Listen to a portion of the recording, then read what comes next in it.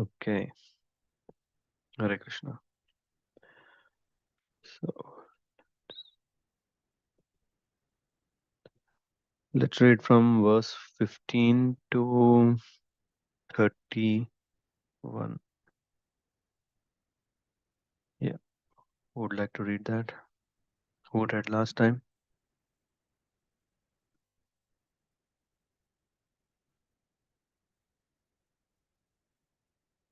Hare Krishna. Hare Krishna.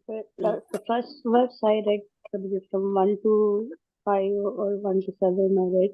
Okay, Later, Prabhuji, okay. Who read? You know, otherwise it doesn't matter. Someone would like to read from 15 to 30?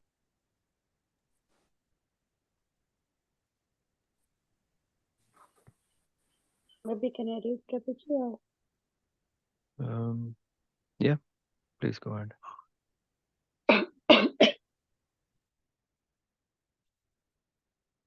ॐ नमो भगवते वासुदेवाय ॐ नमो भगवते वासुदेवाय ॐ नमो भगवते वासुदेवाय. The floors of the houses in the city were made of sapphire, crystal, diamonds, pearls, emeralds, and rubies. Because of the luster of the houses in the capital, the city was compared to the celestial town named Bhogavati.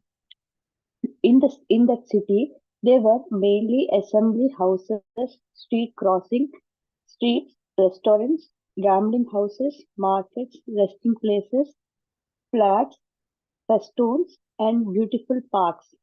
All these surrounded the city. On the outskirts of that city were many beautiful trees and creepers encircling a nice lake. Also surrounded that lake were many groups of birds and bees that were always chanting and humming. The branches of the trees standing on the bank of little after, the branches of the trees standing on the bank of the lake received particles of water carried by the spring air from the falls coming down from the icy mountain. In such an atmosphere, even the animals of the forest become non-violent and not envious like great sages. Consequently, the animals did not attack anyone. Over and above everything was the cooing of the cuckoos. Any passenger passing along the path was invited by the atmosphere to take rest in that nice garden. While wandering here and there in that wonderful garden, King Puranjana suddenly came in contact with a very beautiful woman who was walking where without any engagement. She has 10 servants with her, and each servant had hundreds of wives accompanying him. The woman was protected on all sides by a five-hooded snake. She was very beautiful and young, and she appeared very anxious to find a suitable husband. The woman's nose, teeth, and forehead were all very beautiful. Her ears were equally very beautiful and very bedecked with dazzling earrings.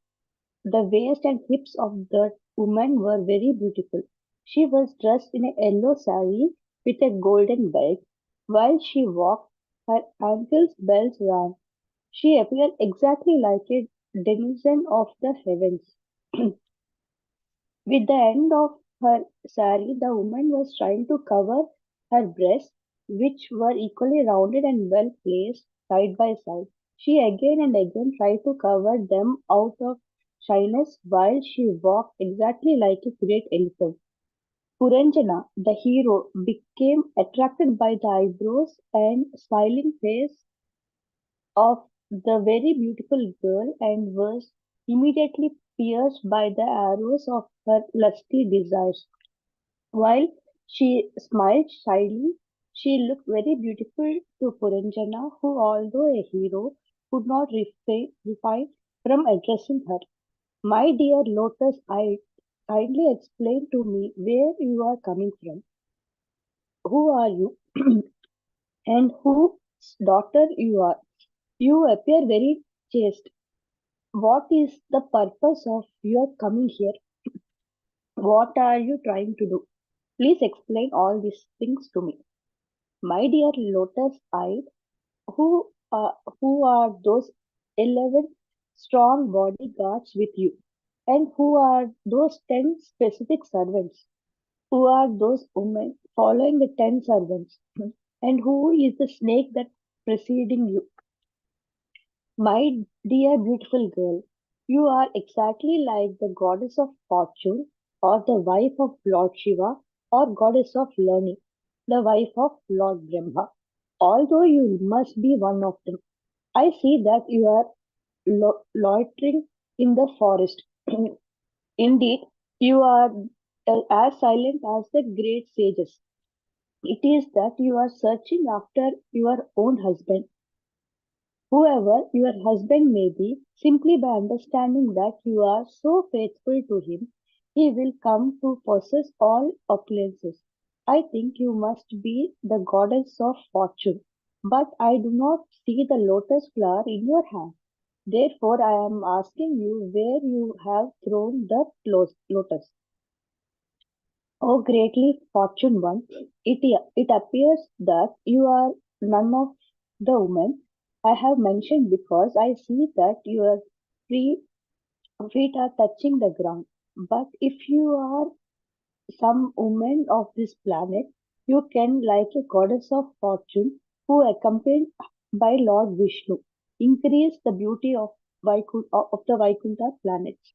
Also increase the beauty of the city by associating with me. You should understand that I am a great hero and a very powerful king on this planet. Certainly, your glancing upon me today has very much agitated my mind. Your smile, which is full of shyness but the same time lusty, is agitating the most powerful cupid within me. Therefore, O most beautiful, I ask you to be merciful upon me. Hare Krishna. Prabhuji. Thank you for giving me this opportunity. Thank you so much. Thank you very much, Sindhu Mataji. Hare Krishna. ओम अज्ञानतिमिरन्धस्य ज्ञानाञ्जनशलाकया चक्षुरुन्मिलितं येन तस्मै श्रीगुरवे नमः। श्रीचैतन्यमनोभीष्टं स्थापितं येन भूतले स्वयं रूपगतामहं ददति स्वपदान्तिकं। वन्देऽहं श्रीगुरुश्रीयुतपदकमलान् श्रीगुरून् वैष्णवांश्च श्रीरूपं साग्रजातं सहगणरघुनाथान्वितं तं सजीवं साद्वैतं सावधूतं परिजनसहितं कृष्णचैतन्यदेवं श्रीराधा कृष्णपादान् सहगणललितश्रीविशाख अन्वितांश्च नमां विष्णुपादाय कृष्णप्रस्थाय भूतले श्रीमते भक्तिवेदान्तस्वामिनिति नामिने नमस्ते सारस्वतीदेवे गौरवाणी प्रचारणे निर्विशेषशून्यवादी पाश्चात्यदेशतारिणे वंशकल्पतरुभ्यश्च कृपा सिन्धुभ्येव च पतितानां पावनेभ्यो वैष्णवेभ्यो नमो नमः। हे कृष्ण करुणा सिन्धो दीनबन्धो जगत्पते गोपेश गोपिका कान्त राधा कान्त नमोऽस्तु ते। तप्त काञ्चन गौरांगी राधे वृंदावनेश्वरी ऋषभानुसुते देवी प्रणमामि हरि। जय श्री कृष्ण चैतन्य प्रभु नित्यानंद श्री अद्वैत गदाधर शिवासादि गौर भक्त वृंद। हरे कृष्ण कृष्ण कृष्ण हरे हरे, हरे राम राम राम हरे हरे। ओम नमो भगवते वासुदेवाय, ओम नमो भगवते वासुदेवाय, ओम नमो भगवते वासुदेवाय। नारायण नमस्कृत्यं नरं चैव नरोत्तमं देवीं सरस्वतीं व्यासं ततो जयमुदीरयेत्। नष्टप्रायेषु अभद्रेषु नित्यं भागवत सेवया भगवत उत्तमश्लोके भक्तिर्भवति नैष्टिके। कृष्णाय वासुदेवाय देवकीनन्दनाय च नन्दगोपकुमाराय गोविन्दाय नमो नमः। Hare Krishna. Thank you once again, Sindhu Mataji, for reading this wonderful chapter, and especially for yeah, sharing some of those important parts of this wonderful allegorical story.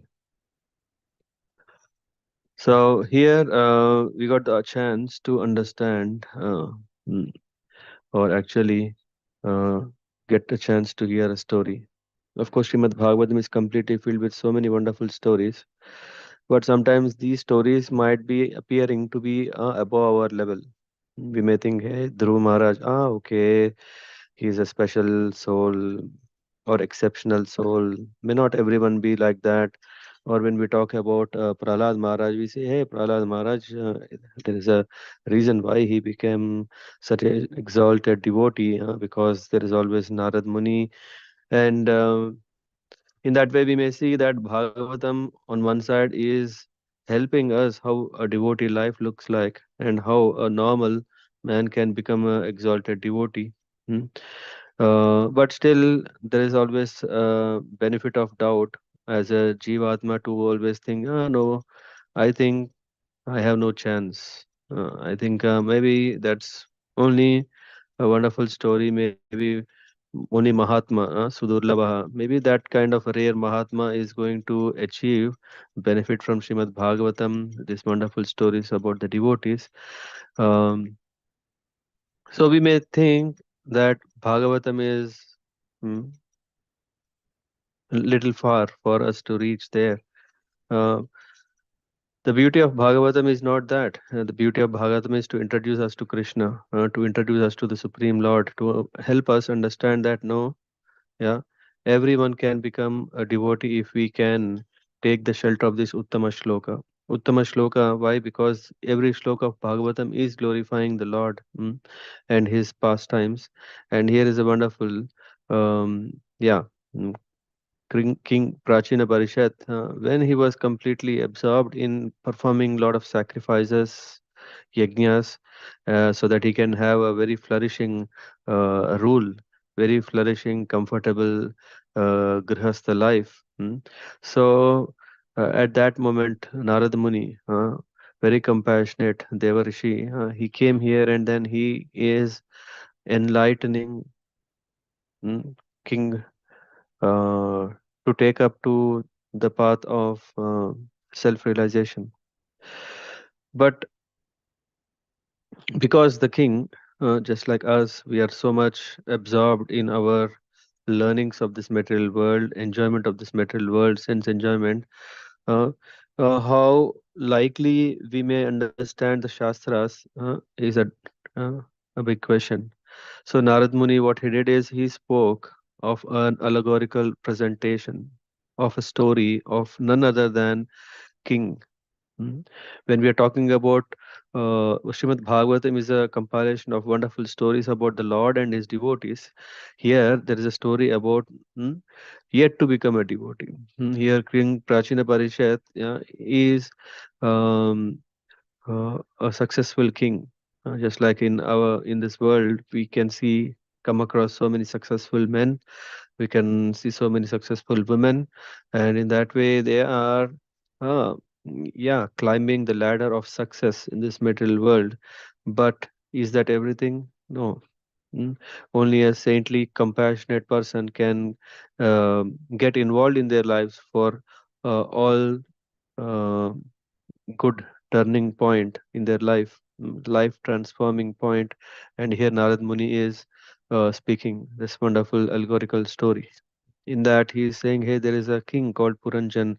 This king is traveling all around the world to fulfill his desires, but he's not satisfied anywhere. And then he finally comes to Bharatavarsha, and then there is this further um, um, narration that Narad Muni says that he comes to the city of nine gates in Bharatavarsha, and these nine gates, uh, uh, which are providing all auspicious facilities. And these nine gates are none other than these nine openings in the body through which we, the soul, is enjoying.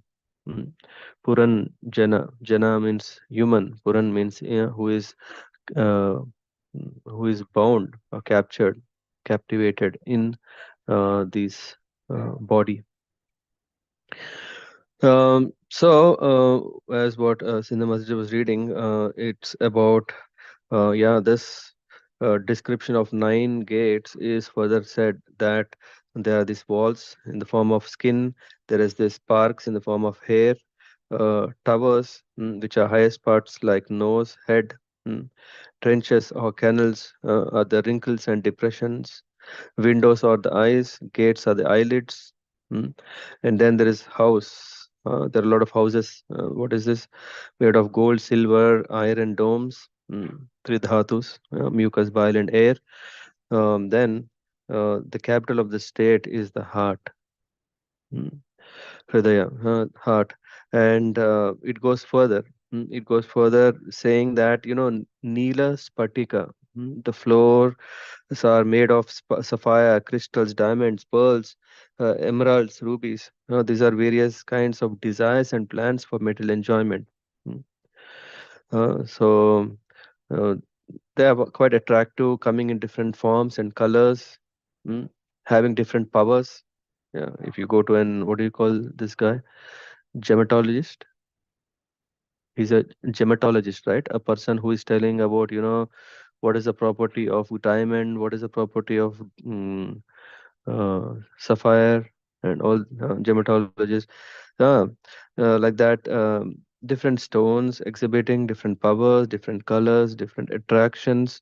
So similarly, there are various kinds of desires of different flavors. Yeah, some in the mode of goodness, some in the mode of passion, some in the mode of ignorance, and all this is resting inside the heart. So the heart is uh, the capital of this. So we may see everything happens in the capital, right? Villages, okay, they function. Without villages, there is no food. Uh, so without this body, okay, what is the only purpose of heart? We can't do anything. It's actually, in fact, the hands, it's the eyes, it's the nose, it's the mouth, it's the legs.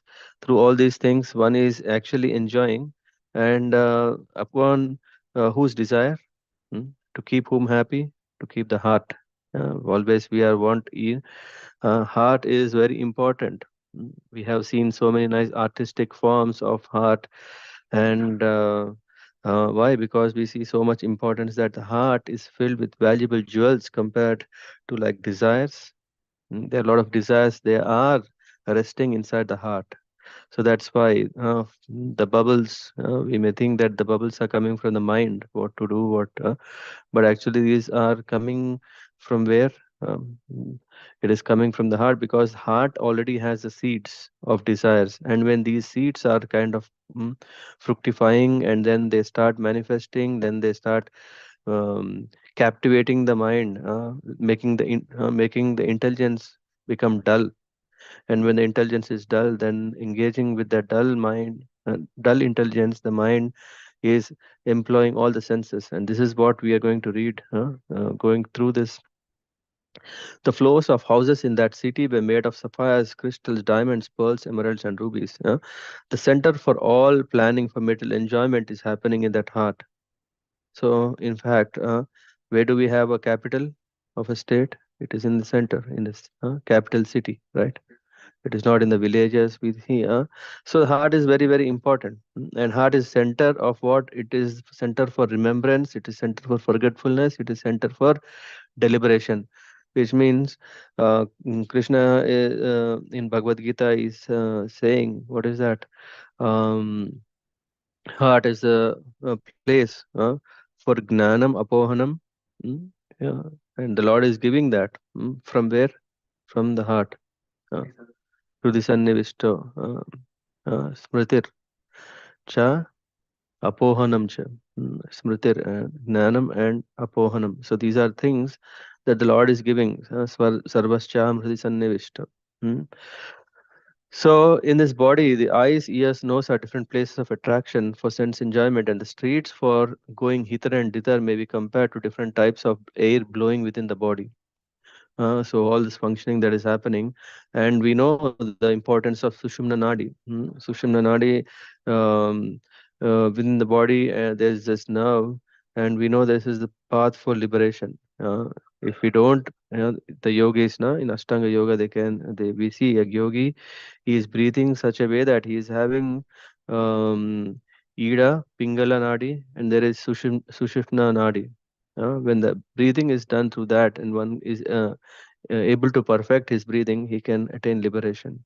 So anyway, one is not interested in that, isn't it? One is more interested in how to breathe, do pranayam, how to. No one is looking to practice pratyahara. Everyone is more interested only to do pranayam, because by pranayam one can prolong his life, prolong his healthy life, uh, prolong his happy life. Not interested in uh, liberation, so that yeah, thought itself is quite dangerous, right? So in that way, Narad Muni, uh, out of compassion, is telling to King Prachina Parishat, yeah, that there is this Puranjan, and yeah, his heart is filled with this. And on the outskirts of that city were many beautiful trees, creepers, encircling a nice lake. Mm. Also, surrendering that lake were many groups of birds and bees that were always chanting and humming. So nice, isn't it? It is so nice to have a very, very pleasant um, atmosphere that will make us think freely, that can also make us think imaginations beyond our capacities. You may think, oh, so nice. How nice if I have this, I have that. Prabhupada is mentioning in the purport that since the body is a great city, there must be various arrangements such as lakes and gardens for sense enjoyment. And what are those? Of the various parts of the body, those which incite sexual impulses are referred here indirectly. When we are talking about this, so nice. After all, uh, one of the most pleasant pleasure potency one is experiencing, or is through the sex impulse. And Prabhupada is mentioning, because the body has genitals, when the living entity attains the right age, be he man or woman, he becomes agitated by sex impulse. As long as one remains a child, he is not agitated by seeing a beautiful woman. Although the sense organs are present, unless the age is ripe, there is no sex impulse. Mm. But the sex impulse is so strong and so subtle. He writes, one becomes sexually impelled.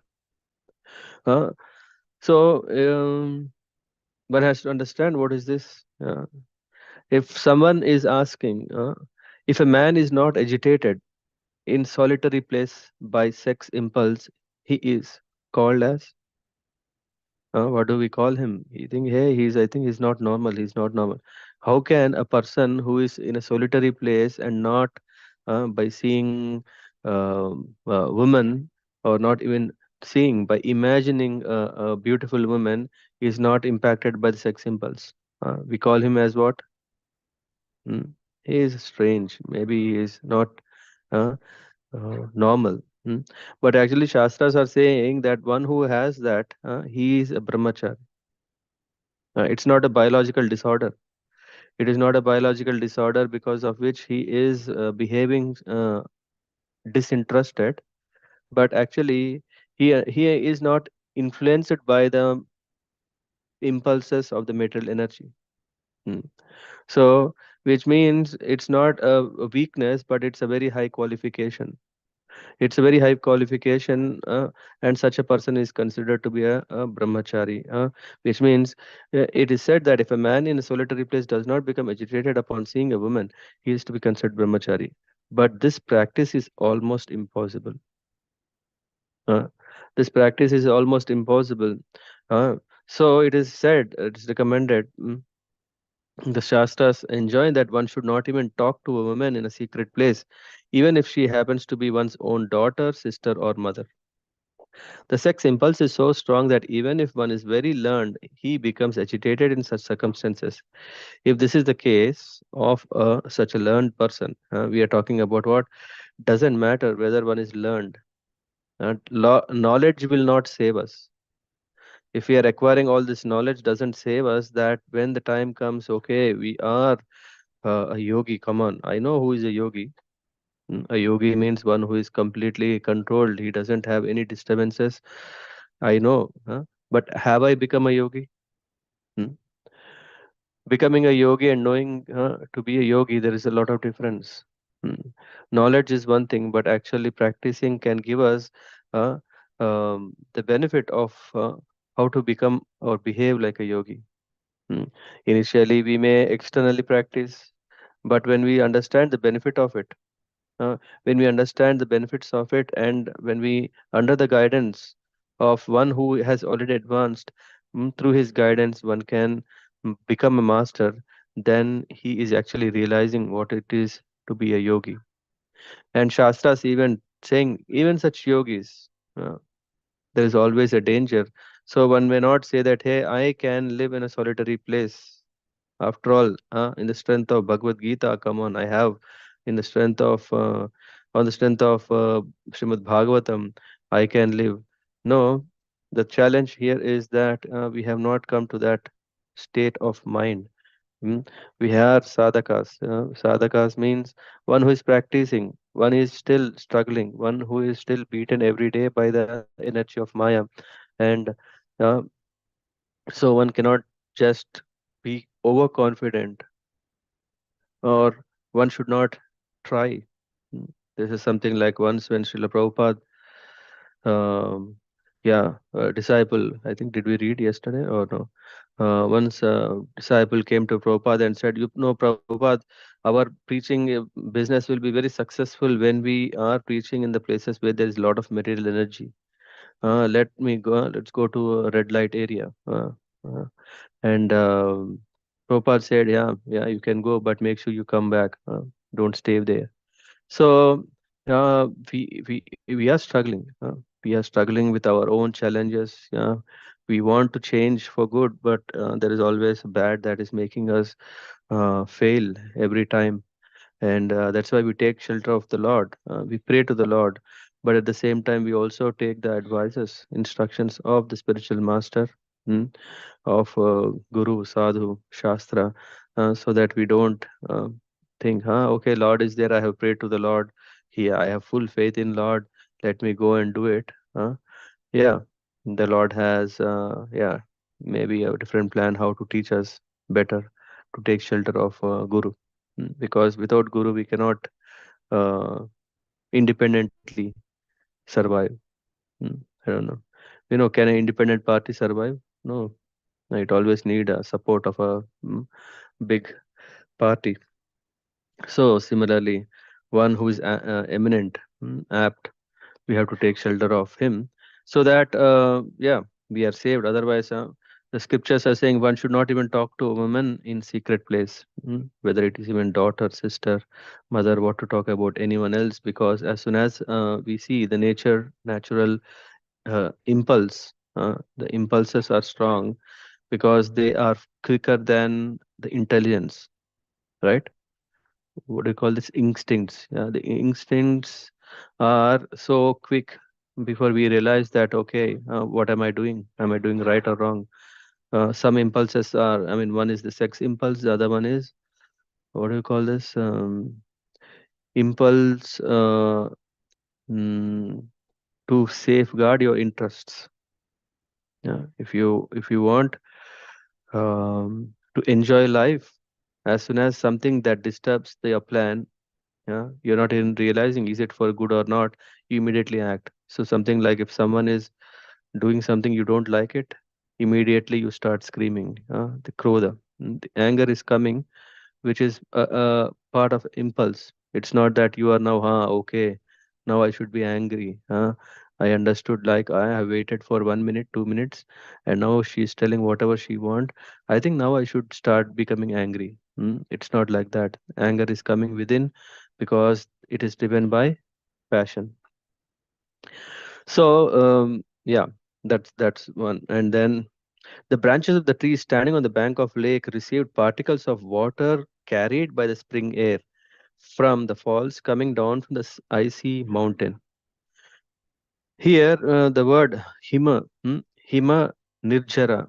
Nirjara, jara means what is waterfalls. Hima nirjara is significant. The waterfall represents a kind of a liquid humor or rasa relationship. In this body, there are different types of humors, rasas or mellows. The supreme mellow is called Adirasa. What is that Adiras? Adiras is sexual mellow. Hmm? When this Adiras or sex desire comes in contact with the spring air moved by Cupid, it becomes agitated. So the combination of this waters with this spring air is deadly dangerous. What does it mean? That one may have this desires. If there are only desires, no problem. No problem. Only desires, okay, you get frustrated because you can't fulfill your desires. But as soon as the facility is coming in front of you as an opportunity, then what happens is this desire becomes enlivened. Then the desire thinks, hey, now I have the chance to fulfill. So the desire becomes or breathes the air. Right? What is that air? Is this in the form of yeah. In other words, all these are representatives of Rupa, Rasa, Gandha, Shabda, Sparsha. So as soon as when there is nice touch, when there is nice smell, when nice taste, all these things, what happens? The desires become enlivened and think, yes, now I'm going to fulfill, satisfy my desire to the best. Yeah. So all these varieties of enjoyment makes life very pleasing, and thus we become captivated by the material energy. So that is the problem. When we have desires, better to be away from what? The objects that can give the enjoyment, because then we think, okay, let's pause for a while. The desires are there, I am full of desires, that what can I do? The heart is already having it. What can I do? Better don't go to the places where there is air, favorable condition, because when there is a favorable condition, the mind will not listen to us because the intelligence is gone. Hmm. When the intelligence is gone, yeah, just imagine there is a highway, no more all this left and right. Just imagine how fast can you go in a city? 50. How fast can we go in a highway? Hmm?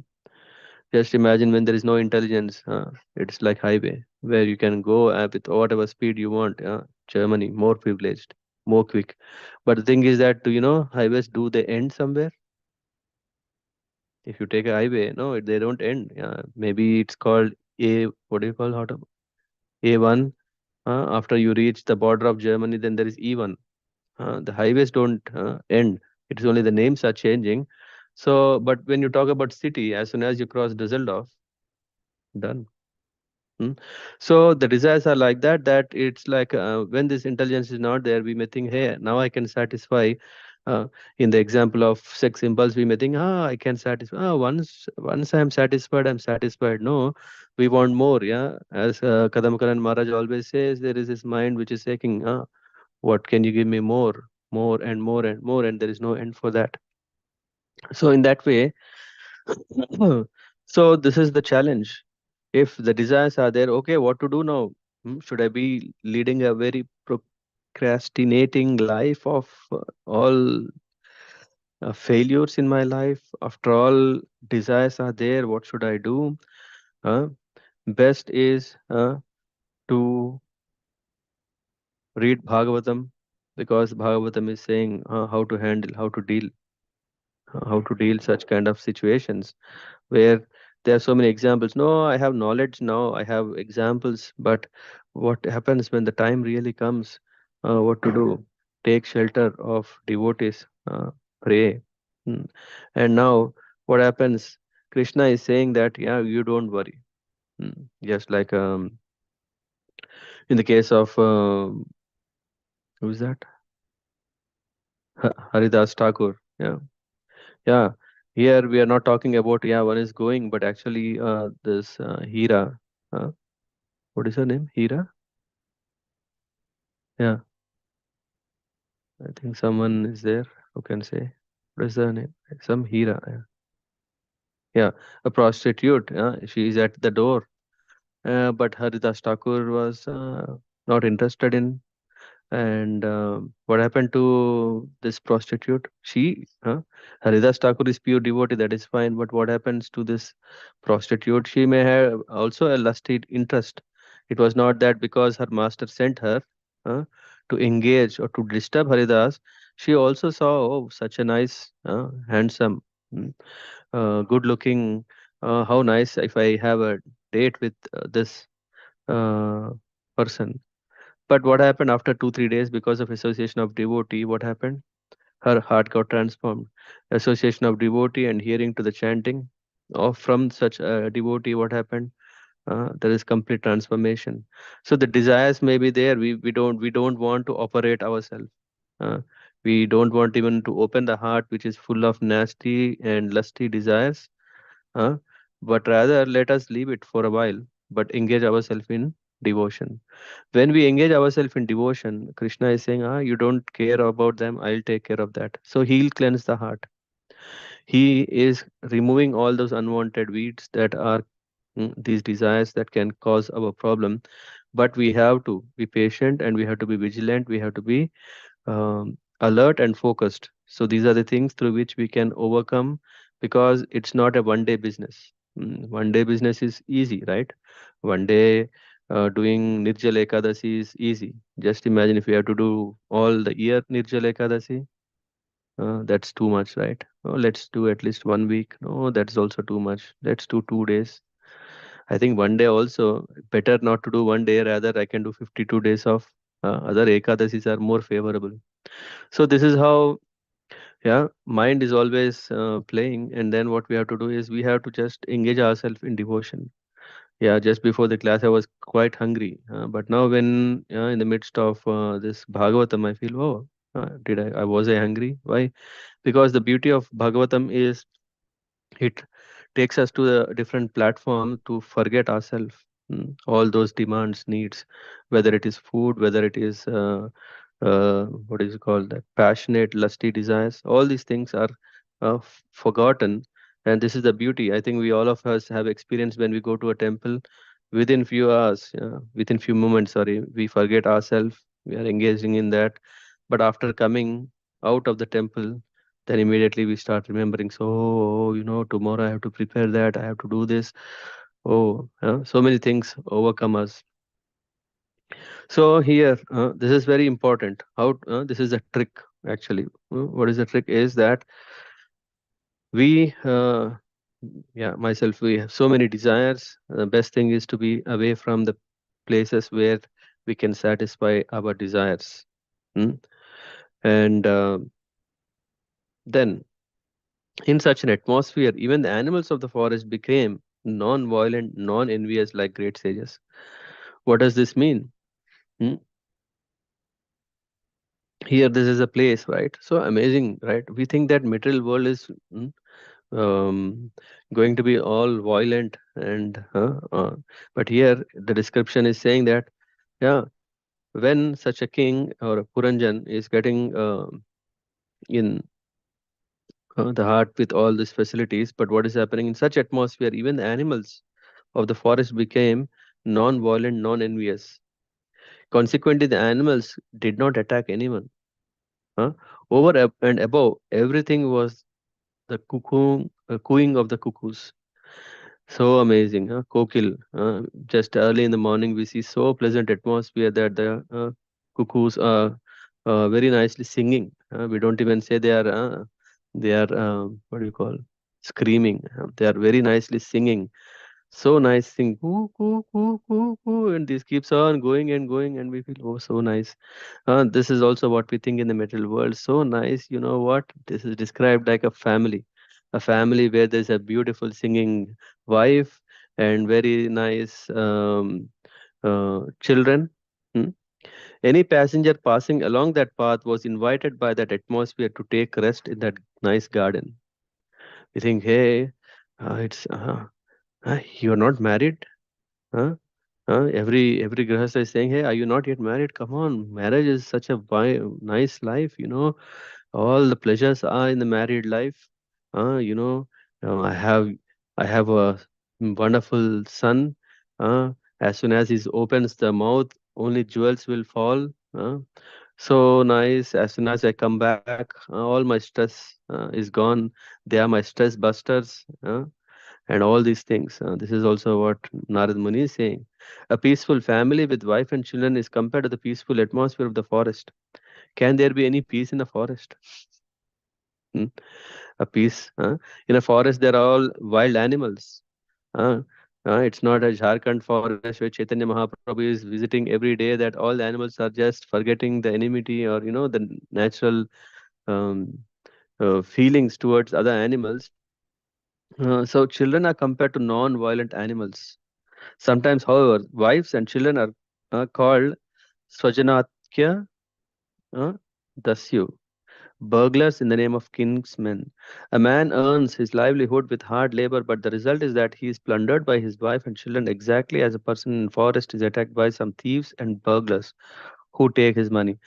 Nevertheless, in family life, the turmoil of wife and children appears to be like cooing of cuckoos in the garden of family life. Being invited by such an atmosphere, the person who is passing through such blissful family life desires to have his family with him at all costs. I can't miss. Wherever I am there, how are you? What are you doing? What can I do for you? Can you do for me? So it's all about we don't want. What is that? Whom do you? I remember there was a question when I attended a yoga camp during my college days, and I was the youngest of all the people who were there. And the question was, remember who is the most dearest person in your life? 90% were saying my wife. Huh? Of course, their wives are also there in the camp. What can they do?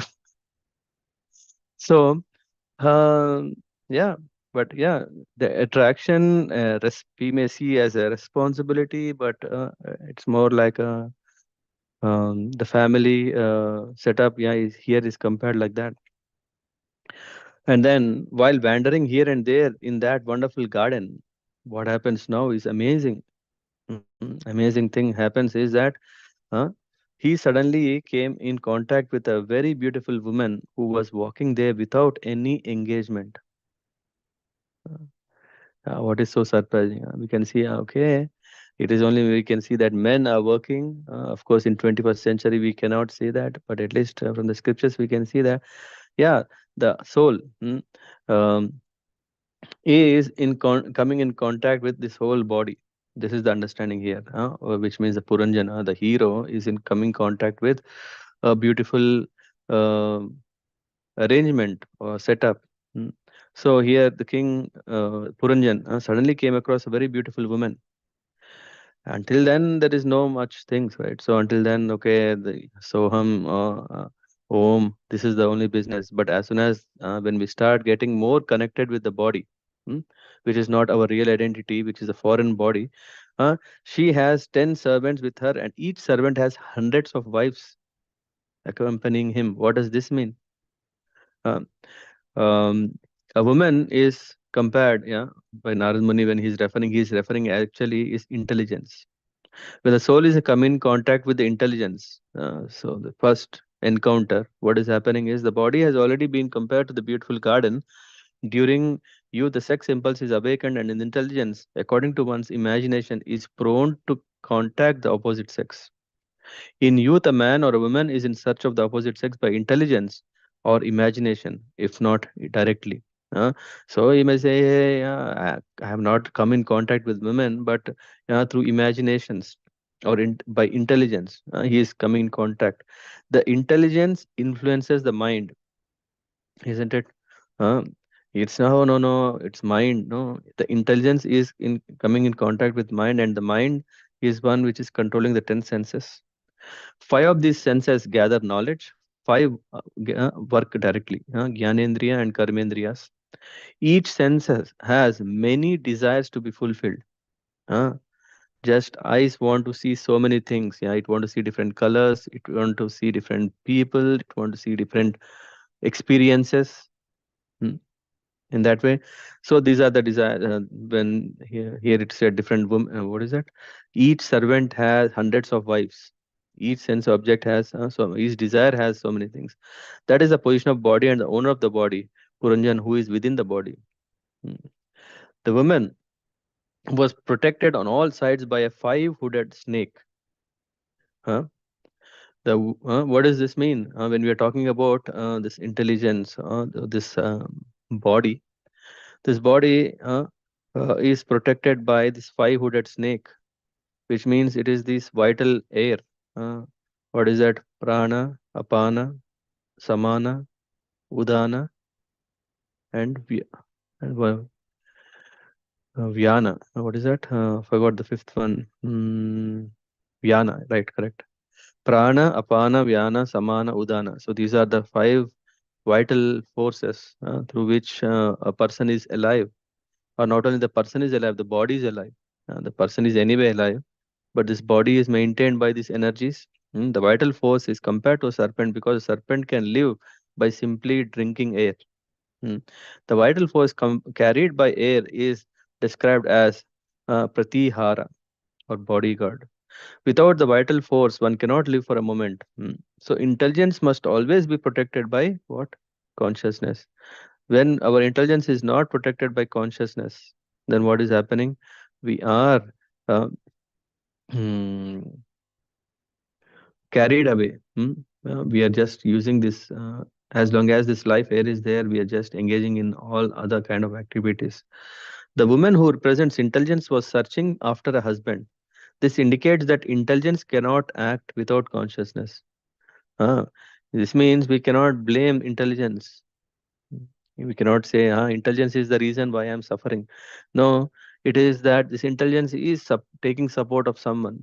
Who is that Atma? Atma is directing. A beautiful woman is useless unless protected by a proper husband, which means intelligence must always be very fresh, therefore, uh, is used and to be protected. Women protected by proper husband. Similarly, intelligence should be protected by uh, the soul. Mm.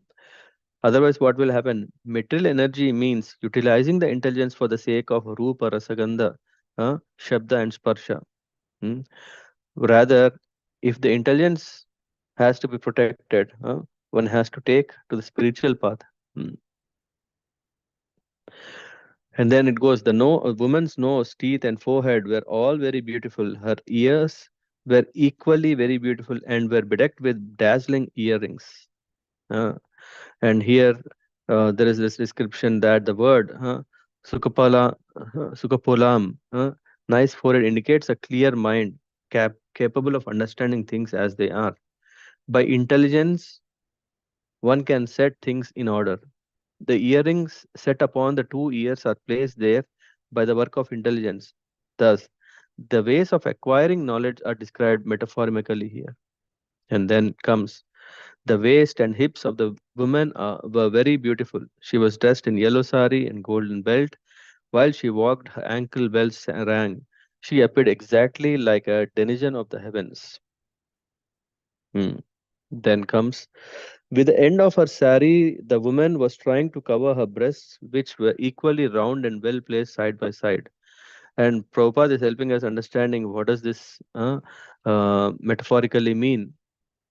Uh, the two breasts represent attachment and envy. Raga, Dvesha. In Bhagavad Gita, we have this Indriyatayatesha, Raga, Dvesha, Vyavastitau, Tayorna, Vasham, Agachet, Tau, Hi, Asya, Paripantino. This is saying that attraction and repulsion, Raga and Dvesha. These are the causes, are felt by embodied being, but one should not fall under the control of senses and sense objects because they are stumbling blocks on the path of self-realization. These representatives of attachment and envy are very much unfavorable for advancement in spiritual life. So, if one is a serious, sincere sadhaka, he should guard himself from two things. These are attachment, raga, and dvesha. Raga means attachment, and dvesha means envy.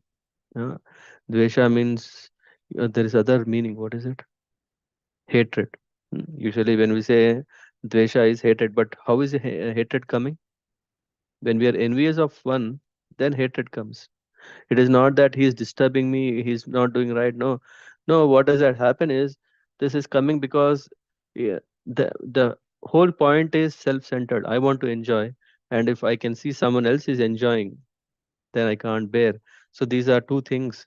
And even in spiritual life, we can't simply say, okay, um, I can hate someone, uh, I can, what do you call it, favorism someone. These are not the qualities through which one can advance in spiritual life, because these are the root cause of actually uh, why we are going in this human, sorry, what is it, material life, life after life. And the breasts are compared, combination of muscles, blood, uh, and when we are comparing this as raga and dvesha, one should understand that yeah, these are not good. Hmm? So the Shankaracharya describes the breasts of women, especially young women, as nothing but a combination of muscle and blood. So one should not be attracted by the illusory energy of raised breasts and nipples. There's, they are agents of Maya. uh, because the breasts are equally attractive, they are described as samavrittav. And one should be careful. And one should always remember what Yamunacharya said, that just the thought of sex make one. Uh, I think of sex pleasure, I spit at the thought, and my lips curl with distaste. Uh, so in this way, we should understand that we are surrounded in the agents of Maya. Mm. And then Prabhupada explains further that, you know what the problem is, that it is kama esha, krodha esha. So this kama, and when we're talking about raga and dvesha, don't consider they are two different things. Raga and dvesha are both not favorable for spiritual advancement. Uh, why? Because both are coming from rajoguna. Kamesha, krodesha, rajoguna, samudbhava. Mm. So, uh, so this is coming due to rajogun. So one has to understand that one can save himself only if he can become Krishna conscious. There is no other way. One cannot guard himself by any other means. Yeah, we know so many yogis who have been doing yoga for years. They fall down from the path because it's not so easy. Artificially controlling senses, hoping that one day I will become naturally controlling senses. Yeah, it's not going to happen. Uh, Not doing something or guarding himself from such situations. All these things are temporary. Saubari Muni, he was doing tapasya inside the waters. What happened? Doesn't matter where you are, as long as you are having the desires, but not engaging in devotional service, then you have carrying a high risk. What is the probability? Did we discuss probability yesterday? I think we were discussing about now probability. Um, yeah, in English there is only one word to describe it. We say probability. I don't know why we discussed, but yesterday we were saying. So yeah, the probability of falling down is 100%. Yeah, here. Karma can be used for serving Krishna, which means it is not that, okay, is there no chance, no hope? Is it all like we have to continue like this? No, there is a full hope. Why? Because if one becomes Krishna conscious, if one can engage in serving Krishna, the engaging senses, uh, even to the extent of sex, one can engage in serving Krishna by progeniting proper Krishna conscious children. mm, and working hard. Yeah. So, Kama, yeah, I have a passion to work hard, hard, hard. Let me work for Krishna. Using Kama, using this passion to work, I can use it by serving Krishna and his devotees. That way, that can be handled. And Krodha can also be engaged in devotion, just like how Hanumanji has used by burning Lanka. Mm? Uh, yeah, that was a befitting anger. And we see so many instances where the Lord and his devotees are uh, expressing anger. Mm. And it's not for their pleasure, or it's not because that's their weakness. It is, in fact, yeah, when we talk about Narsingadev, he expressed anger. It was not a sweet talk between, or sweet fight between Nrsimhadev and Hiranyakashipu. No, he was very, very angry. So those moments of anger are uh, mm, what do you call justified, are justified. Why? Because they are in spiritual or transcendental. So similarly, when one is anger, okay, in 21st century, what can we do if we are angry? We have naturally anger. What can we do is we wait for the right time to express. Control, yeah. We can also have this how to control anger, we can practice that. And no, come on, my nature, okay, nature is there. When to do, when uh, um, there are demons, there are miscreants, there are people who are not um favoring devotees, uh, or people when they are not listening, what is right, what is wrong, not following that. Yeah, if you are authorized, then you can express your anger by chastising. Uh, Chastising in one way may find it very negative, but a chastisement is very important. It is said until the age of 16 or 15, the father chastises the son.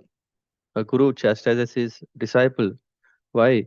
By the chastisement, one is learning how to um, attain perfection. So, in that way, anger, one can use krodha, anger also properly in the service of Lord. And then what is happening? Kamesha, Krodesha, Rajoguna, Samudbhava. Okay, okay, but I know how to handle it, and I can become elevated and attain better in the spiritual journey. And then uh, now the king is coming in contact, the hero. It is said, what is that? Tam aham lalitam veera. Veera means hero, right? So Puranjan, the hero, became attracted by the eyebrows and smiling face of a very beautiful girl and was immediately pierced by the arrows of her lusty desires. When she smiled shyly, she looked very beautiful to Puranjan, who, although a hero, could not refrain from addressing her. So what happened? Here, the hero becomes zero. Uh, we may see that as the generations of what do you call film making. Yeah, now we are in a situation. Of course, the hero is no more a hero; he's already a zero, and he becomes a hero by doing something great. But at least if we see the old traditional, where we say a hero is there, full of plethora of great qualities, always helping people, helping mode of goodness, and all of a sudden he comes, falls in love, affected by passion, does all kinds of nonsense. What is that? Panduranga. Have you seen this? Yeah. Mahatyam. Yeah. And all of a sudden, only when he becomes a devotee, then he's really a hero.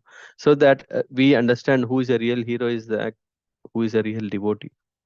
We may see so many flavors of all. We may think that I am hero because I am everyone is doing what I want, or she or he is doing what I want. I am a hero because I did so many things. Hey, what is success of your life? I so uh, everyone is thinking that I am the hero of my life. Uh, oh, and we see that every living entity, Prabhupada writes, is a hero in two ways. One is by what he has achieved. uh, so many things one has achieved, right? The heroic acts one does uh, uh, mm, because of me. I have discovered something, I have invented something. Because of that, the civilization is advancing. Once there was no 2G, there was no 3G. Now we also have 5G, and there will be 6G and 10Gs, whatever, doesn't matter. So we think that, hey, I am a hero because I have done something. And but what happened? What happened is that, yeah, heroes get captured and they fail. Hmm. Um, for example, Prabhupada writes about Roman famous, who is that? Antony. He fell in love with Cleopatra, and what happened we know. And then Prabhupada is giving about someone called Baijan. What is that his name? Baji Rao. I don't know who is he. mm, uh, during political time. Then he was also became a victim of a woman during the time of Maharashtra politics. And then, yeah, you can take so many examples.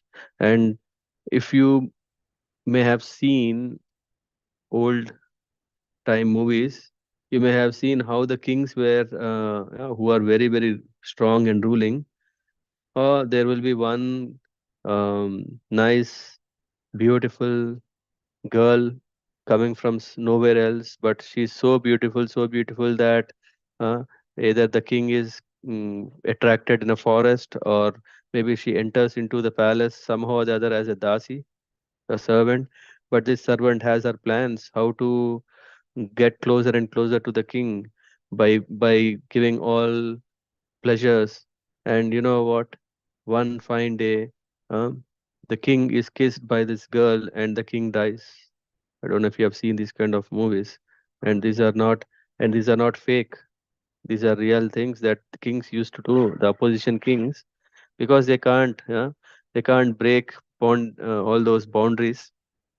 They send, and these kanyas are called vishakanyas. So what they do is these vishakanyas, they have poison on their lips, and when they kiss this king, and the king dies. Anyway, this is also what Prabhupada is giving us. We also have seen such things, that these poisonous girls were engaged to see an enemy and kill him with a kiss. Thus, there are many instances in human history of heroes who have been curbed simply by women. Being part and parcel of Krishna, the living entity, is certainly a great hero. What is the second type of hero? First type of hero is achieving great things, and you know what? Huh? I don't like you to become so great. What? Either you die, or I should become great. What is easy? If you die, I'm already great. I don't have to do great things, right? So this is one way. The second way of becoming hero is what? Hmm, One can also become a hero by becoming master of senses. Swami, hero is also a Swami. Go Swami. By becoming the hero of the senses, or master of the senses, he is also a hero. हाँ, कृष्ण बहिर्मुख हना भोग वांछा करे निकटस्थ माया तार जापतिया धरे. Hmm. It is said in Prema Vivarta that when a living entity wants to enjoy material nature, he is immediately victimized by material energy. A living entity is not forced to come into material world. This is always thinking, right? Oh no, I am forced to come to the material world. Prabhupada writes in this purport very important point, that it is not that we are forced to enter in the material world, because Lord is not cruel at all. Lord is all loving.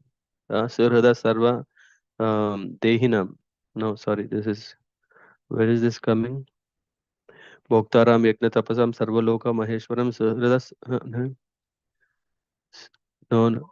Is that right? Okay. Gnatmamam Shantiruchati. Yeah, I am connecting with the six qualities of a sadhu. So, Suhrada, which means not just a friend, he's not just a mitra, he's not just a friend, but he is the most dearmost friend. Why will he be so cruel to put us into this material world? So, it is said that it's not that we are forced to come. A living entity is not forced to come into the material world. He makes his own choice, being attracted by beautiful women. Every living entity has the freedom to be attracted by material nature, or to stand as a hero and resist that attraction. So in every life, it's not like, okay, maybe let's take it, benefit of doubt, that maybe Lord has done it. But what happened in the material world? Uh, at least in the material world, we have freedom to choose what we want to do. Uh, it is simply a question of living entities being attracted or not being attracted. There is no question of his being forced to come into the contact with material energy. One who can keep himself steady and resist the attraction of material nature is certainly a hero and deserves to be called as Goswami. Unless one is master of the senses, he cannot become Goswami. The living entity can take one of two positions in this world. He may become a servant of his sense. Hmm, This is one thing, or he may become master of them. By becoming a servant of senses, one becomes a great material hero, and by becoming master of the senses, he becomes a Goswami or spiritual hero. So these are two heroes. What hero we want to be? Uh, Material hero means one day become a zero. Hmm. Whereas a spiritual hero, he's master of senses. He's always a hero. So, and then he said, Puranjan is saying, my dear lotus eyed, kindly explain to me where you are coming from, who you are, and whose daughter you are. You appear very chaste. What is the purpose of you coming here?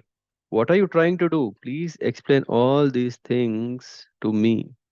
Isn't it interesting?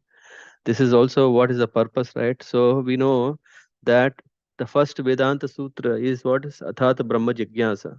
So this Puranjan is asking all questions. What is he asking? He is asking, tell me who you are. Rather, the question should be who I am. Brahma Jigyasa is to understand me. Whereas always what we are doing is we are trying to understand this world. Hmm. This is the material way of seeing who you are. Huh? Where are you coming from? Whose daughter are you? What is the purpose of your coming? What are your huh? 11 strong bodyguards? Who are they? I mean, this is the two verses. 11 bodyguards. Then comes this who are the women following them? Who is the snake that is preceding you? So, all these are the questions. Uh, for us, what is snake? It is time. What is that snake? Kala. Kala Sarpa, right? What are we are here is saying, hey, what is that snake that is coming in front of you? So in that way, the questions are, um, what is that? The questions that we ask uh, helps one to understand who we are, mm, which means are these questions helpful? Usually the people have so many questions. I have a lot of questions. I have so many questions, but we can differentiate: are these foolish questions? Are these really purposeful questions? What are these different kinds of questions, right? What are they? Maybe some experts in English grammar can say what are the kinds of questions they are. What is it? Prorogative questions, interrogative questions, and there are some questions just like, okay, there is a question to ask, but there is no answer.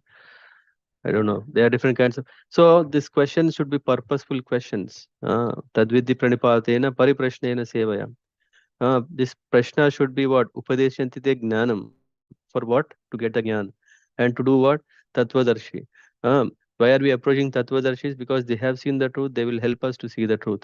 So our questions should be towards understanding the truth. Otherwise, ahara nidra bhayametunam cha. सामान्यमे तद पशुभिर्नराणां धर्मो हि तेषु अधिक विशेष धर्मेण हीनः पशुभिः समानः. This is in the Hitopadesha, verse 25. Huh? Huh? This is the this is the understanding from Hitopadesh. What does it mean? It is saying that we may think that we are special, but we may be only thinking if materially we are special animals. Why? Because unless we come to this dharma, what is it? Brahma Jigyasa is not there. Who I am, uh, where I am coming from, uh, whose son I am, mm, or whose daughter I am, or who's from who am I connected to? Who is my master? What is the purpose of coming here? Uh, what is the purpose of this body? So all these questions that Puranjan is asking is what is asking is asking the intelligence to understand the world. Who are you? Who are blah blah blah? But all these things are actually these questions should be asked for us. So Bhagavad Gita has answers for all this. These questions are called Atma Tattva, to know the self. Uh, our this who am I and all these things. So Bhagavad Gita is very very important. No one can undermine the greatness of Bhagavad Gita. Yesterday I think, right? Makarand Prabhu, you can tell me. When we were reading, Prabhupada was saying Bhagavad Gita, when they wanted to ban Bhagavad Gita, um, or oppose the brainwashing, right? In the US, no, Prabhupada was saying, no, Bhagavad Gita is very, very old scripture. It's not, it's very old compared to the Bible. And it is based on all facts and truths that people lived for generations. So one should take shelter of Bhagavad Gita. There is no question. If at all, if at all we want to save our life, uh, we have to take shelter of Bhagavad Gita, because the Bhagavad Gita is giving answers to all our questions. We may think, oh, I have so many questions, where to find answers? Bhagavad Gita is the place. Uh, and of course, Krishna is also saying, if you know this, you don't have to know anything else. This is knowledge, and everything else is um, ignorance, I think. This is what Krishna is declaring. So, in that way, we get answers to all the questions. The conclusion is, if one is not used for self realization, he is nothing but an animal. Mm. And these are inquiries about Atma Tattva. The conclusion is that unless a living entity is inquisitive about self realization, he is nothing but an animal. Saying so. And then he said, my dear lotus eyed, who are those 11 strong bodyguards with you? Who are these 10 specific servants? Who are those women following the 10 servants? And who is the snake that is preceding you? Hmm? The 10 strong servants of the mind are five sense organs. What is it? Jnanendriyas and Karmendriyas. And the 11th one is the mind. And there are hundreds of women. This is what the Puranjan is seeing and asking. These are innumerable desires. And snake, what is the snake that is in front? All work under vital life force.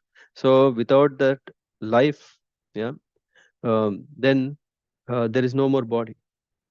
So all these paraphernalia simply constitute different sources of anxiety.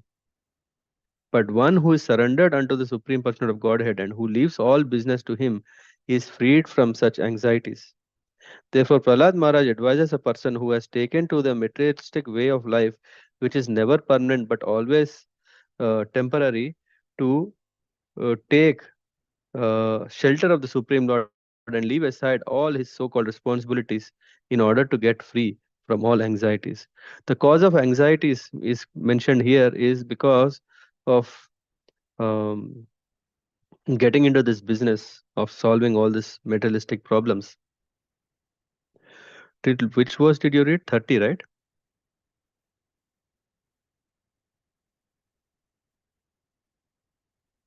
Hmm? Yes, Prabhuji, that 30 till 30 Prabhuji. Yeah, we can cover these three quickly.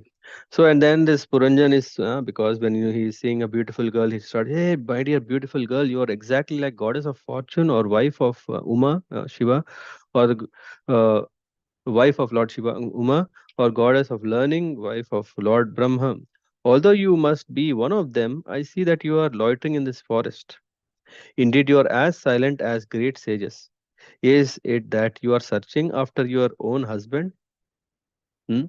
So are you, if Parvati, are you searching for Shiva? Saraswati, are you searching for Brahma? So this is what he's saying. Whoever your husband may be, simply by understanding that you are so faithful to him, he will come to possess all opulences. Because you are so beautiful, na, your husbands will be opulent. I think you must be goddess of fortune, but I do not see the lotus flower in your hand. Did you throw your lotus flower somewhere? This is what he's asking. This is what he's asking. Huh? Prabhupada in the purport mentions that everyone thinks that his intelligence is perfect. Hmm? Sometimes one employs his intelligence in the worship of Uma, the wife of Shiva, in order to obtain a beautiful wife. Are you doing that? Yeah, you should do.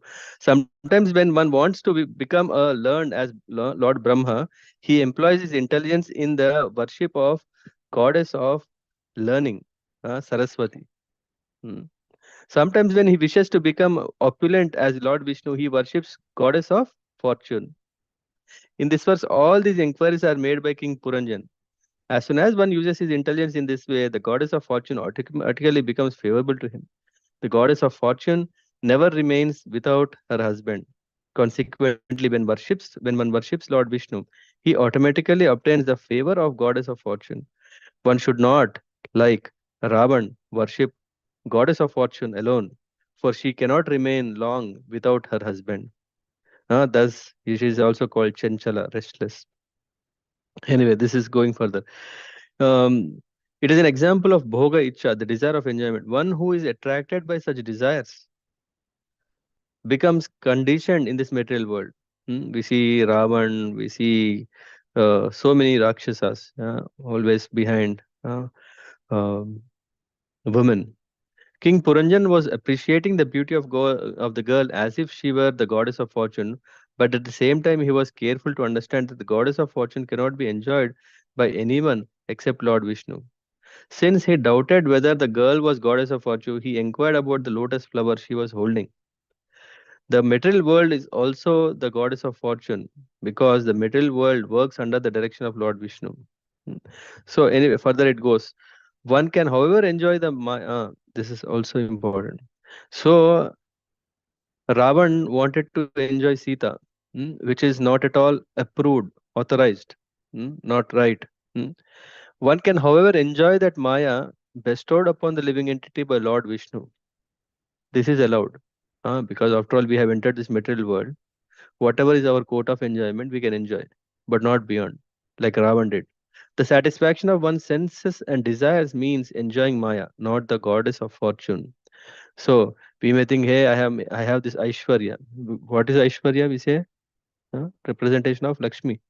I am enjoying Lakshmi. No, this is not enjoying Lakshmi. It is enjoying Maya. But we are thinking we are enjoying uh, opulences. Aishwarya. Oh, greatly fortunate one. It appears that you are none of the women I have mentioned because I see that your feet are touching the ground. Just like we know, right? Rakshasas are what do you call this bhuta? Uh, are they bhuta real person? We see, hey, the legs touching the floor. Even the devatas, na, they have the legs touching the floor, not touching the floor. So you can, like the goddess of fortune, who accompanied by Lord Vishnu, increases the beauty of Vaikuntha planet. Hmm?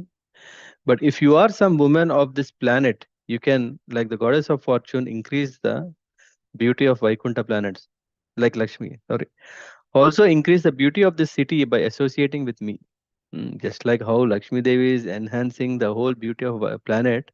Come on, join. Let us both make this beautiful place more beautiful. You should understand that I am a great hero and a very powerful king on this planet. There is a difference between demonic mentality and devotional mentality.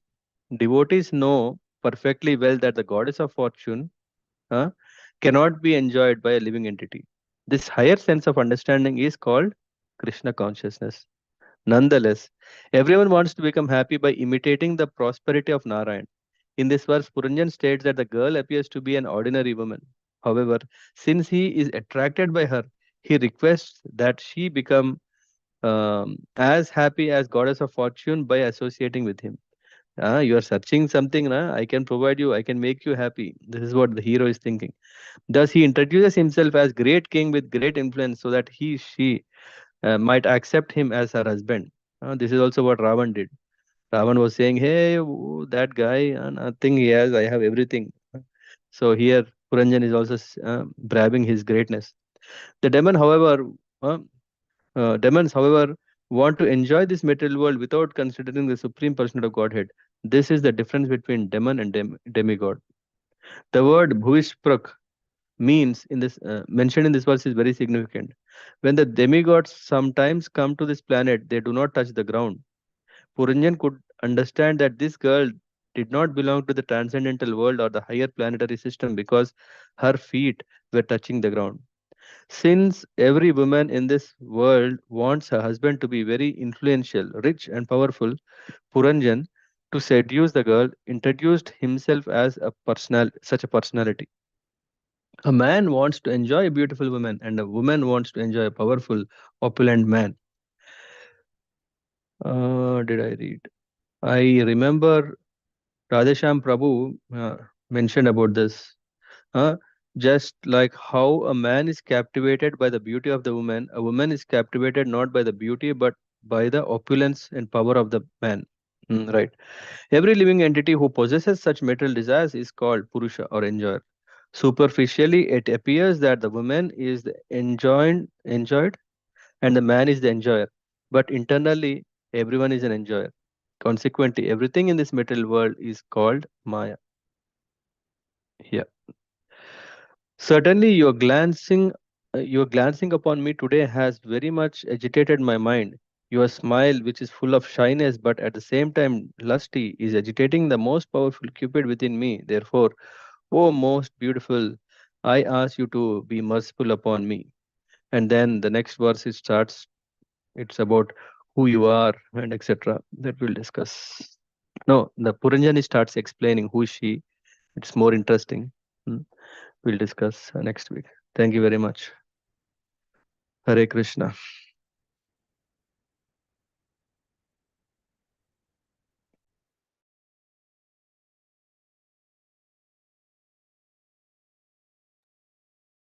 Hare Krishna. Anyone wants to? Hare, Hare Krishna Prabhuji. Thank you, Prabhuji, for narrating this. This seemed like a full Bollywood story. Yeah, I hope I didn't make it Bollywood story. Huh? Yeah. Prabhuji, at the Hmm. end you said internally everyone is a enjoyer. Uh, Hmm? what did you mean? You said that everyone internally is a enjoyer. No, the last one, what he is saying.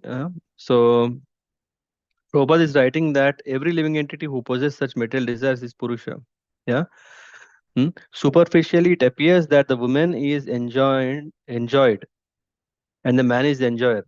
This is the feeling. That's why we say Purusha and Prakriti, right?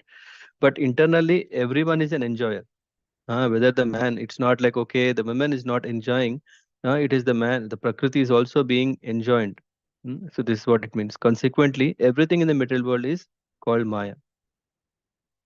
Uh, the man is thinking he is the enjoyer. The woman is thinking she is enjoyer. Mm? And the other way also enjoyed. So all this is Maya, means which is not real, which is not clear. Okay, so Believe. Yeah. so whoever has this tendency to enjoy is the enjoyer. Like doesn't matter woman or man. Yeah. Yeah. Yeah, thank you.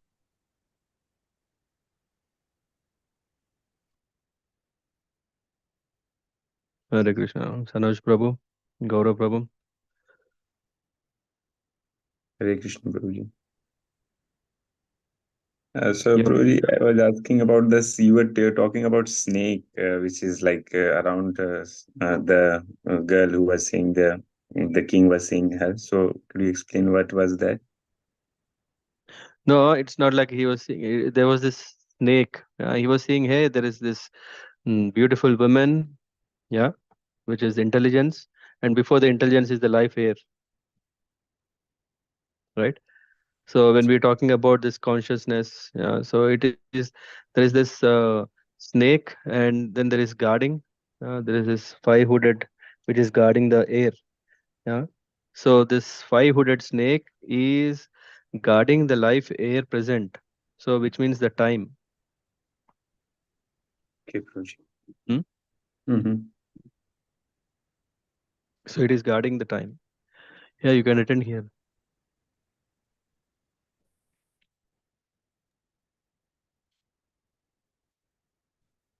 Thank you, Prabhuji. Hmm.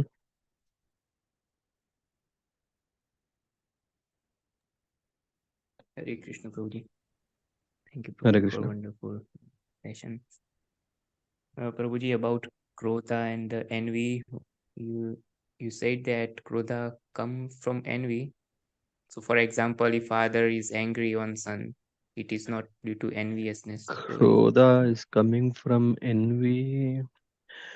I said this raga and dvesha, yeah, are coming from kama, which actually, I mean, Prabhupada is mentioning not even like only from kama, but actually these are coming from rajoguna, yeah, some passion. mhm, that you translated raga and krodha. So, krodha is as envy. Raga, dvesha. Dvesha is Yeah, envy. so, dvesh is envy or anger or. Dvesha is, yeah. We see this as a hatred, Mhm, right?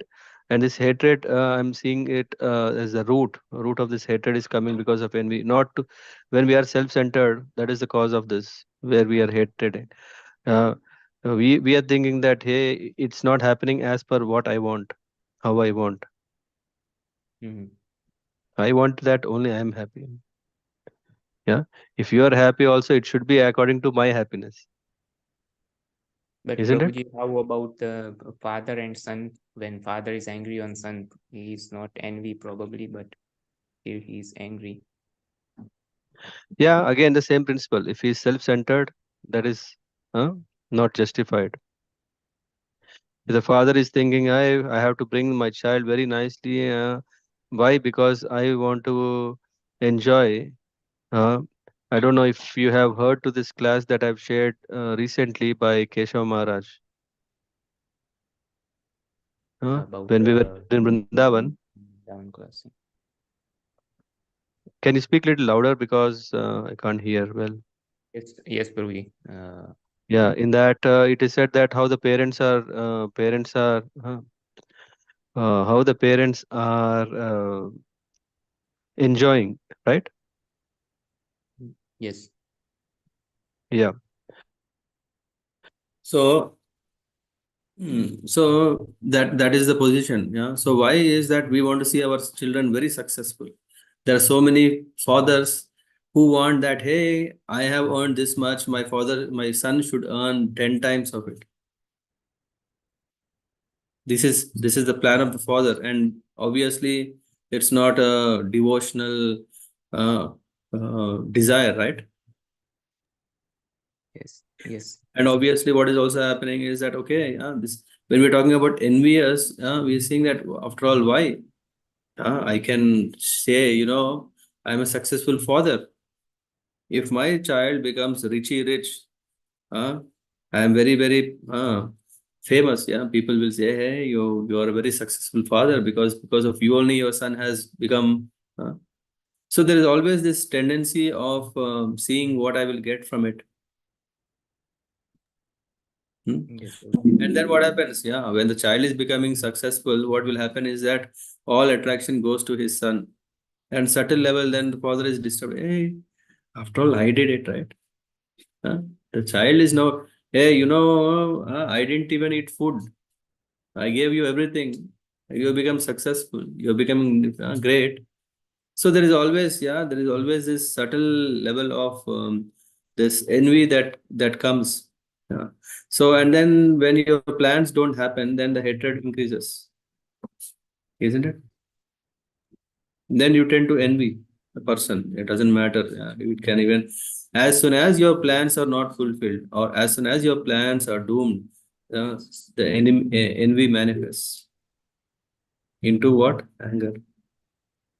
Kamesha, Krodesha. Kama is the desire, then that doesn't happen. You start envying, and then this Krodha anger. And it goes into the eight step fall down. What is that? What does it start from? Forgot. Bhagavad Gita, second chapter.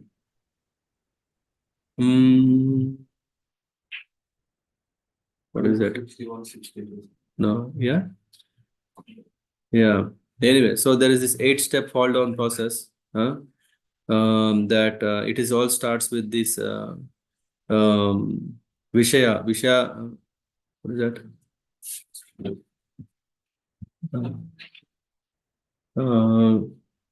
संगस्तेषोपजायते संगत संजायते कामात् कामात् क्रोधोपजायते क्रोधात् भवति सम्मोह सम्मोह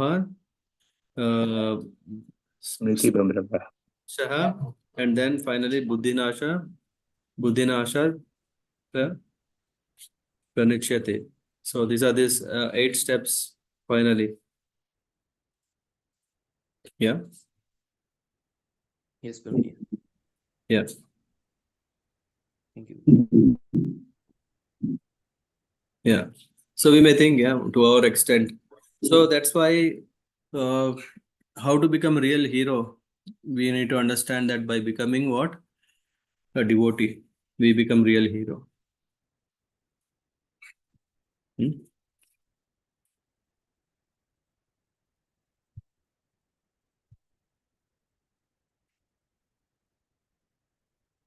I don't know. Did I answer your question? Sorry. Okay. Thank you, Guru. Thank you.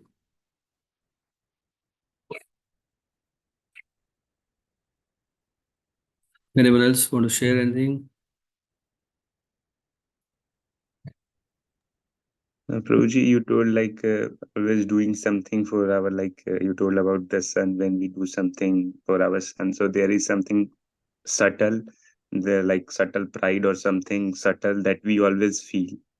So as we are also doing good things, as a as we do good or good services or anything, there is something subtle that is like subtle pride, subtle ego, or Remember God. subtle. Remember God, that because we are doing, we are able to do only because of God.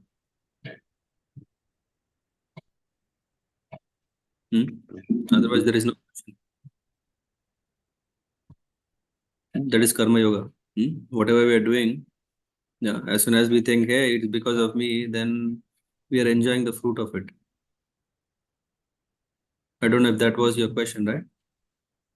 Yeah, Prabhuji, it's like that because that anartha is like always is inside us. Even we always have to remember that I am what do you call it?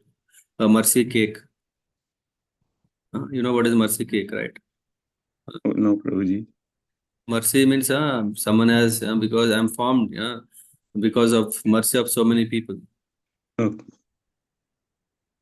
So many have. I'm not qualified for all the great mercy from everyone.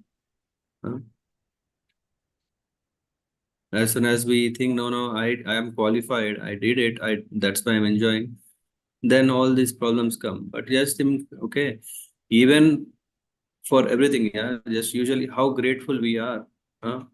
That is a nature. That is the nature of a devotee. He's always grateful because he knows that everything is by others, that he is able to do something. Whether it could be father, whether it is mother, whether it is brother, sisters, family, community. Yeah.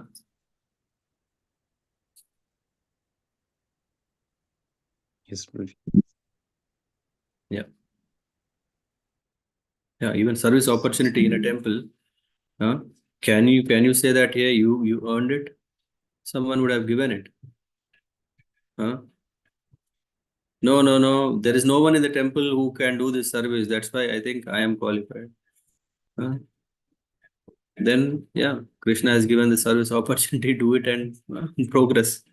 Not thinking that, oh, see, there is no one. Hey, do you know how to do this? No, I know it. I know it. Let me show you. No one can do better than me. When there are three people, there is a chance of competition. When there is one person, we think there is no competition. Whatever I do is already great. No, Krishna is giving us this opportunity, right? Why are we placed in a place where there is no such provision? Is that we can do. That is the purpose of we being here, right?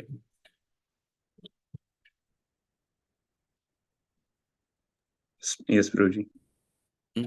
And this is the tendency that we think that, hey, there is no one else who can do better than me. No, when we open our eyes wide, then we can start seeing there are so many who can do far, far, far better than us. It is only Krishna's mercy that he has given me this service. Otherwise, what would happen?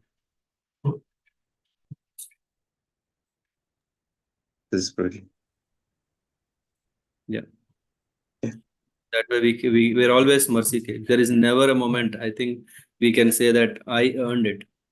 Never. At least I can tell for myself. Yes, Prabhuji. Yeah. Okay. Thank you very much. Thank you, Sindhu Mataji. Hope your reading is enhanced after the end of the class. From a story, some more insights from Prabhupada. Thank you, Prabhuji, for giving me this opportunity. Hare Krishna. Hare Krishna, Prabhuji. Panchakalparabhyascha कृपा सिन्धुभ्येव च पतितानां पावनेभ्यो वैष्णवेभ्यो नमो नमः। ग्रंथ श्रीमद्-भागवतम की जय। प्रभुपाद की जय। हरे Krishna. Hare Krishna. Hare Hare Krishna. Krishna.